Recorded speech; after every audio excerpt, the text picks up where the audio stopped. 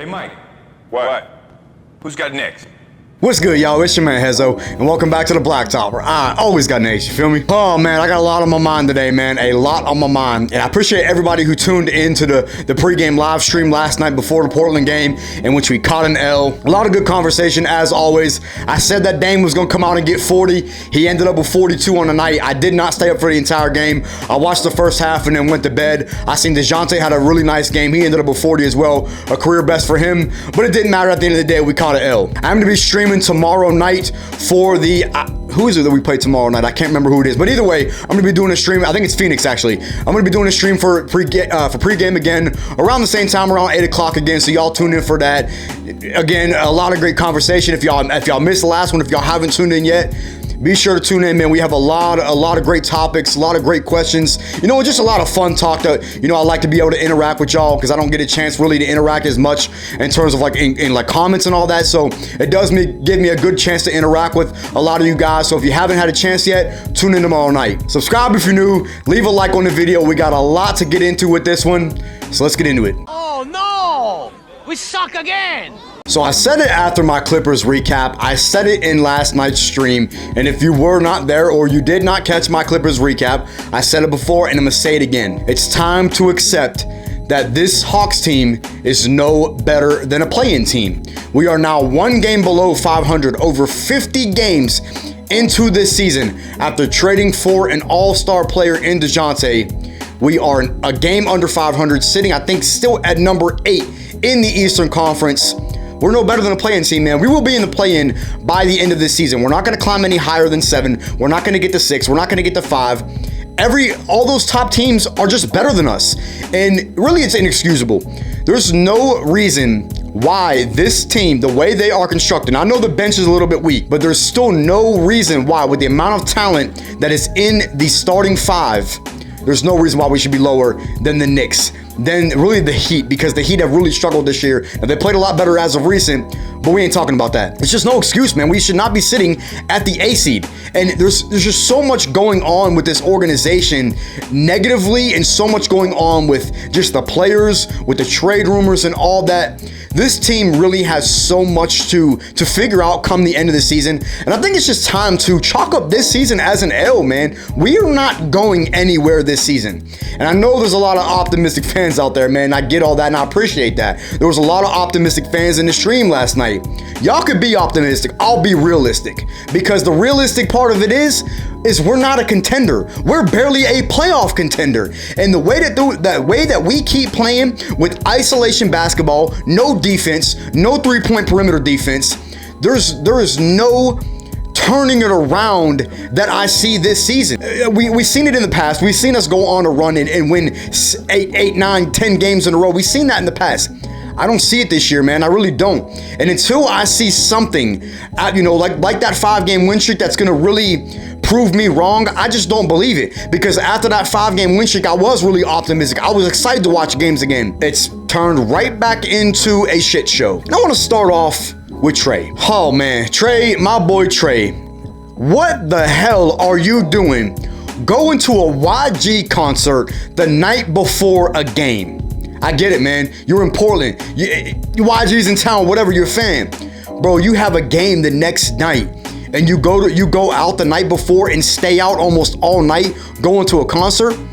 What kind of maturity or anything is that? I got a car alarm going off in my background, man. That's real annoying.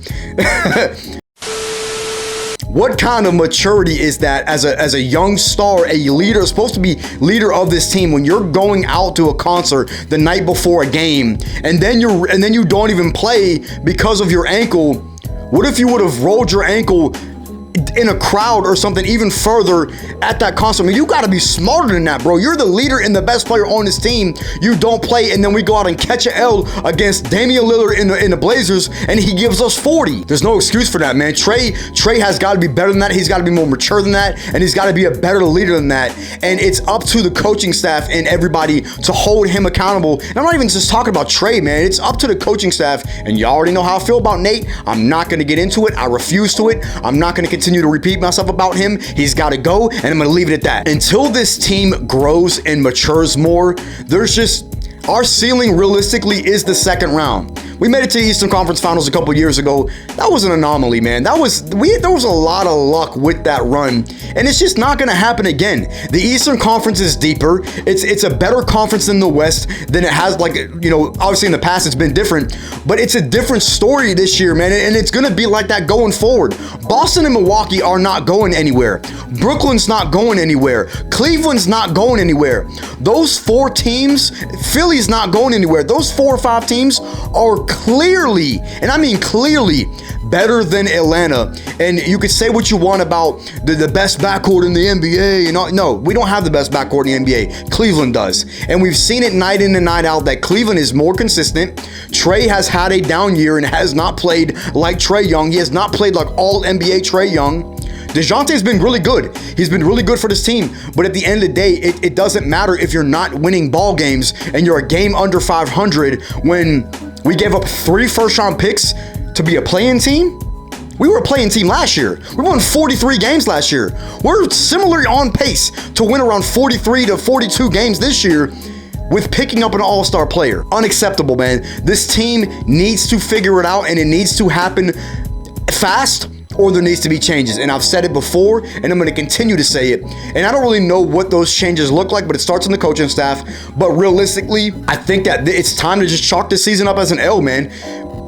See what we have going forward. See if next season we can put it more together, get some more bench pieces, get a new coach, and then we figure it out from there. Now, at that point, there's going to be a lot to figure out with the DeJounte situation, with his contract, maybe the John Collins situation.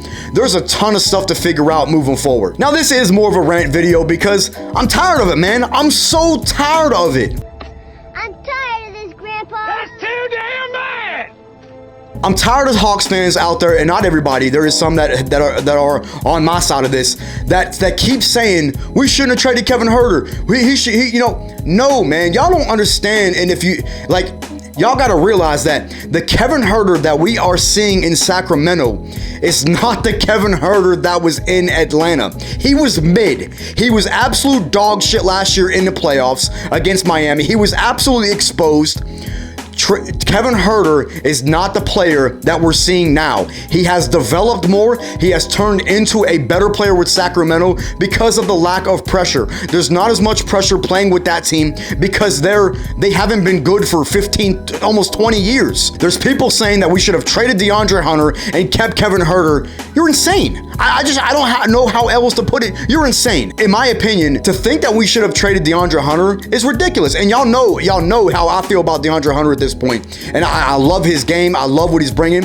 But yeah, he struggled the last 2 games. So what, man? He's having a career year. He's 3rd on the team in scoring. He's our best perimeter defender. But yet people still want to consistently blame DeAndre Hunter for the Hawks' struggles, but don't want to look at the head and look at Trae and DeJounte.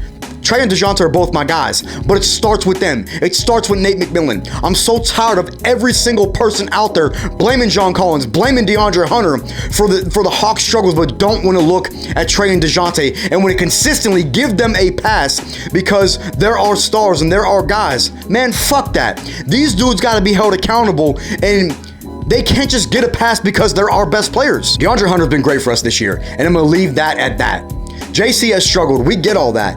But JC needs to be into a right position where he is in a position to succeed. And we haven't seen that with this Hawks team this year as like we've seen in the past. People forget that John Collins was a huge reason why we were able to make that Eastern Conference Finals run. He was a huge part of that run with his level of play and I wouldn't say the defense, but mainly his offense, his ability to stretch the floor. We will get that John Collins back at some point. It's coming. We've seen it kind of recently. He's knocking down his 3-ball more. His mid-range looks more consistent. He's being more aggressive. He's getting more touches. Now, granted, we have not been winning a lot of games. We're still one game under 500, but John Collins, his play, it's still there. It's still showing. Now, with that being said, there's no reason why we should be 50 games in and still be struggling to find our identity and find how this team meshes together, because it doesn't take 50 games to find a rhythm and mesh together as a unit. The trade deadline's coming up, so we'll see what happens with that. It's in just over a week now. I don't really know what names are out there that's even available and what the price tag looks like, but there definitely needs to be moves made if we are going to make a playoff run. But I just don't see it, man. I really don't. I just don't see us being able to climb any higher than 7 because we just struggle. We don't have a defense. We don't have a good coach. We don't have a lot of shooting. It's tough, man. It's really tough to watch. And I feel like, and I've said this 1,000 times, I feel like a broken record consistently. Game after game, recap after recap. I feel like I come on here and talk about the same shit because every game we watch, it's the same thing over and over and over. And it's just like, at what point is it going to turn around? At what point is it going to stop? At what point is there going to be an adjustment made? At what point are players going to hold each other accountable? At what point is the coach going to hold players accountable? I just don't understand it. This team is a disaster. A disaster. There's no other way to put it. I made a video similar to this one a couple weeks ago or whatever it was when we were on like a 4 or 5 game losing streak. I can't remember what it was, but it was real similar to this, but I was kind of optimistic. And now, 50 games into the season, a little bit over 30 games left, I'm not really optimistic. I'm just not. I've lost a lot of hope with this team, and I think it's just time to chalk it up as an L and look forward to next season. There's a lot of basketball left. I get all that, and I know teams can get hot, but we don't have the personnel in the front office, and we don't have the personnel consistently on this roster. I said it last night in the stream. We are consistently inconsistent. That is the only consistency that this team has, is that we're inconsistent. We get one Hawks team that's a great shooting, great defense. We say, oh yeah, here it comes, man. This is the team that we've been waiting to see all year. And then the next game, we come out and lose to the Hornets. It's been like that all season long. A lot of it is on the players. A lot of it is on the coaches. It's on everybody, man. There's not one person to blame. There's not 2 people to blame. It's everybody, man. Like, yes, I've held Nate accountable, but a lot of it's on Trey. A lot of it's on DeJounte. A lot of it's on DeAndre Hunter. A lot of it's on John Collins. A lot of it's on Bogey. Everybody counts, man, and everybody needs to be held accountable for the lackluster of defense, the lackluster of shooting, the lackluster of play, and the inconsistency that we have seen this team and last year's team. One last point before I get out of here, and I end this rant.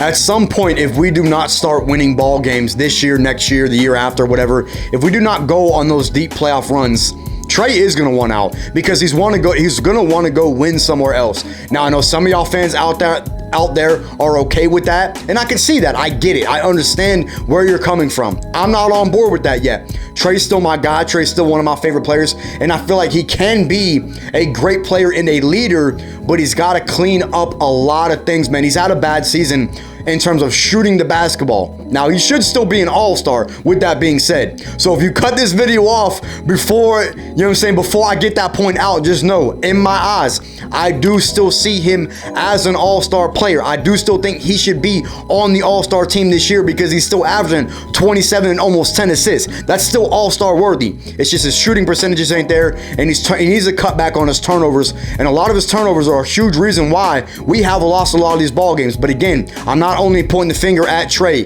it's on everybody, man. We got a lot to figure out. We got about 30 games left, so we will see what happens, and it starts Wednesday night against Phoenix. We'll see if Trey is back in the lineup by then, and it's all time will tell, man. And I think, but by the end of the year, I do think we're going to be in the play-in, and I think we will get eliminated in the first round, and I think there's going to be major, and I mean major changes coming either this offseason or by the deadline next season. We'll just have to wait and see. I'm going to leave it there, man. I don't really have much more I want to go into. I'm going to cut off the rant there. I don't even know how long I was going on for. Y'all, you know what I'm saying? Leave your thoughts down in the comments. Let me know what moves you think we need to make at the deadline. Let me know what you think this team needs to do going forward. Leave a like on the video, and I will catch y'all next episode.